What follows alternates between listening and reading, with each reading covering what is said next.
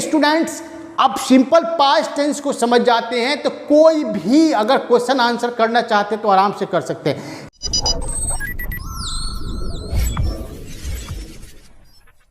तो hello students, मैं आपका दोस्त और आपके वादे के मुताबिक मैंने वादा किया था कि ये सिंपल पास्ट टेंस को हम तीन पार्ट में बनाएंगे।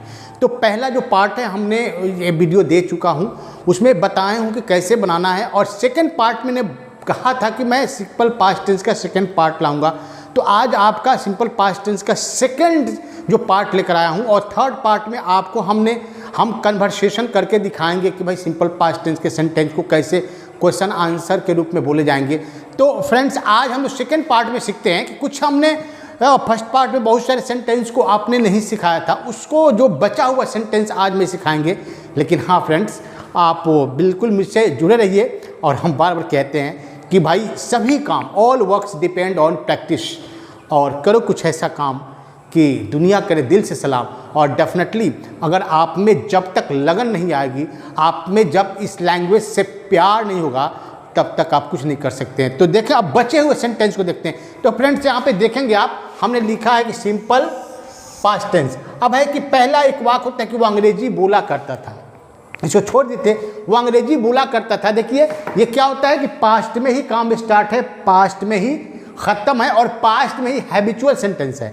तो अंग्रेजी बोला करता था, तो आप जानते हैं कि इसका स्ट्रक्चर क्या होता है, subject verb two plus subject plus ये फुल स्टॉप। तो पहले हम क्या करेंगे, पहले सब्जेक्ट ढूंढेंगे, कौन अंग्रेजी बोला करता था, तो वह तो वह इंग्लिश क्या होता है, तो ही यहाँ पे लिख लिए। अब बोला करता था, यूज का हम सेकेंड फॉर्म यूज कर देंगे, यूज्ड, है ना, यूज्ड, और बोलना, यूज्ड मतलब टू स्पीक कर देंगे, और अंग्रेजी का इंग्लिश याद रखिए, जो भी लैंग्वेज है पहला अक्षर कैपिटल यूज करेंगे, तो he use to speak English. मैं बाजार जाया करता था, I use to go to market. मैं दूध पिया करता था, I use to drink milk. हम लोग फुटबॉल खेला करते थे, we use to play football. No mention, है ना। अब देखते हैं, अगर इसका नेगेटिव बनाना है तो ये दो तरह से बनते हैं, या यूज्ड के बाद आप डायरेक्ट नोट सकते थे, he use not to speak English, या he did not use to speak English, है ना, he did not use to speak English, या he used not to speak English, है ना। चूंकि यहाँ पे यूज्ड एक तरह का मॉडल्स भी है ना। अगर मॉडल्स नहीं मानते हैं तो डेफिनेटली डिड जोड़ कर, आप मॉडल्स मानते हैं तो उसके बाद नॉट जोड़ दीजिए, और इंट्रोगेटिव में उसको पहले कर लीजिए यूज्ड को, या आप डिड को पहले कर सकते हैं, है ना। अब दूसरा एग्जांपल देखते हैं यहाँ पे कि आपकी बहन नाचना जानती थी। आपकी बहन नाचना जानती थी यानी जानती थी, यह इंडिकेट कर रहा है कि सिंपल पास्ट टेंस का है ना। तो सिंपल पास्ट टेंस कौन नाचना जानती थी, आपकी बहन। तो आपकी बहन का इंग्लिश क्या होगा, योर सिस्टर, ये सब्जेक्ट हो गया। और चूंकि जानना क्या होता है, नोन, हम जानते हैं कि वर्ब का सेकेंड फॉर्म यूज करते थे, क्या लगा देंगे, नो न्यू, तो न्यू, और जानने नाचने का तरीका तो हाउ लगा देंगे यहाँ पे, टू डांस, तो your sister knew how to dance. Okay, अब है कि इसी का नेगेटिव आप बनाएंगे, तो नेगेटिव में जानते हैं कि वर्ब का पहला रूप होता है, तो your sister did not know how to dance. क्या आपकी बहन नाचना जानती थी, did your sister know how to dance. क्या आपकी बहन नाचना नहीं जानती थी, did your sister not know how to dance. यानी पहले वीडियो में मैं बता चुका हूं कि केवल ये जो है ना, वर्ब का दूसरा रूप अफर्मेटिव में यूज होता है। अगर नेगेटिव इंट्रोगेटिव क्वेश्चन सब आ गया तो आप समझना वर्ब का पहला रूप यूज होगा।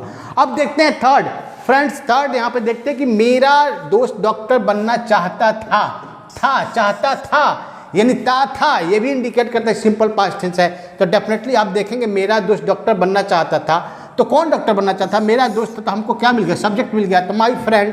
और चाहना का इंग्लिश का तो वांट का सेकेंड फॉर्म्स वांटेड। अब बनना का, होना का, टू बी ए डॉक्टर, तो my friend wanted to be a doctor. Okay, इसका नेगेटिव बनाना है कि मेरा दोस्त डॉक्टर बनना नहीं चाहता था, तो my friend did not want to be a doctor. क्या मेरा दोस्त डॉक्टर बनना चाहता था, did my friend want to be a doctor. क्या मेरा दोस्त डॉक्टर बनना नहीं चाहता था, did my friend not want to be a doctor, है ना। आराम से बना सकते हैं, कोई दिक्कत नहीं है। तो फ्रेंड्स आगे हम देखते हैं कि कैसे इस सेंटेंस में हम रिटन, ओरल तो अगले वीडियो में आएंगे, ये हम रिटन देखते हैं कैसे क्वेश्चन आंसर हम राइज कर सकते हैं, कैसे बहुत सारे क्वेश्चन आंसर हम सिंपल पास्ट टेंस में बनाएंगे। तो स्टूडेंट्स अब देखेंगे कैसे सिंपल पास्ट टेंस आप पढ़ लेते हैं तो कैसे क्वेश्चन आंसर कर सकते हैं, और बिल्कुल सारे क्वेश्चन आंसर कर सकते हैं। तो देखिए यहाँ पे, जैसे पहला यहाँ पे हम कह रहे हैं कि भारत कब आज़ाद हुआ।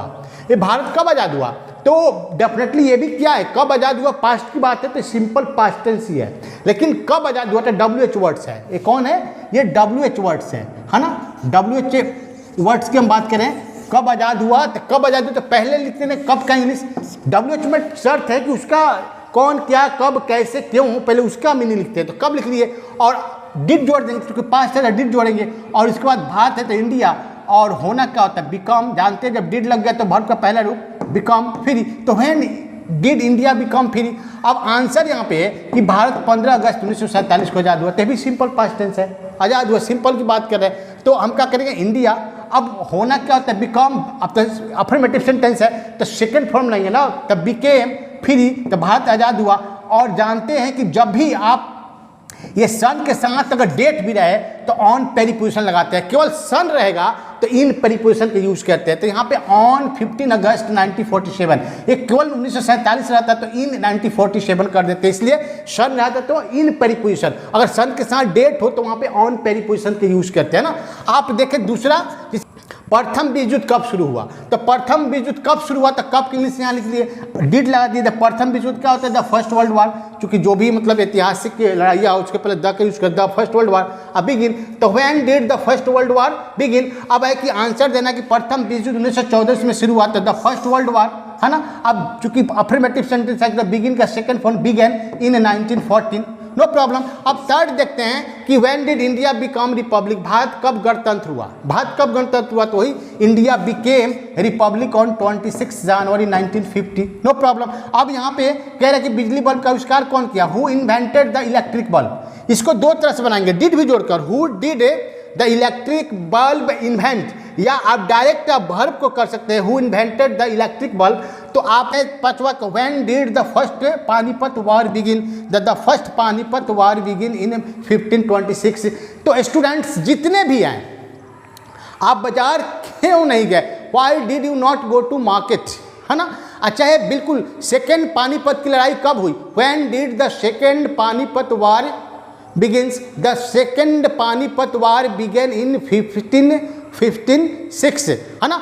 अब है कि जितने भी आप ऐतिहासिक चीज है ना, लाल किला को किसने बनाया, तो who built the red fort, है ना जी। ताजमहल को किसने बनाया, हु बिल्ट द ताजमहल, है ना। शाहजहां बिल्ट द ताजमहल, है ना जी।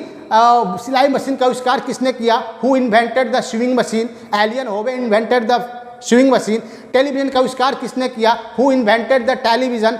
यानी स्टूडेंट्स अब सिंपल पास्ट टेंस को समझ जाते हैं तो कोई भी अगर क्वेश्चन आंसर करना चाहते हैं तो आराम से कर सकते हैं। इसीलिए स्टूडेंट मैंने कहा कि इसको बारीकी से आप पढ़े, अच्छा से पढ़े। हाँ, अब अगले वीडियो में लाऊंगा कि इसी केवल सिंपल पास्ट टेंस सेंटेंस को कन्वर्सेशन करेंगे, हम अपने स्टूडेंट्स को बैठाकर कन्वर्सेशन कराएंगे और केवल सिंपल पास्ट टेंस के सेंटेंस ही पूछेंगे, वो आंसर करेंगे। उसको देखकर और भी आपका प्रोनाउंसिएशन होता है, आपका स्पीकिंग पावर होता है, कैसे वो लोग बोलते हैं वो देखेंगे तो और भी आपका इंप्रूव हो जाएगा। तो स्टूडेंट मैं समझते हैं कि इस तरह का सेंटेंस आप बनाएंगे। और मैं बार बार कहता हूँ कि अंग्रेजी सीखने के लिए आप चलते फिरते एकदम आसान लैंग्वेज है यार, आप सीरियस मत ले। हम चल रहे हैं, टहल रहे हैं, कहीं कुछ काम करें, हम बोल रहे हैं, कोई टेंशन नहीं है। तो मैं आशा करता हूं कि मेरी बातों को आप फॉलो करेंगे तो इस लैंग्वेज को बहुत जल्दी सीख जाएंगे। तो फ्रेंड्स फिर अगले मिलते हैं अगले वीडियो में कन्वर्सेशन के साथ। आज इतना ही, शुक्रिया।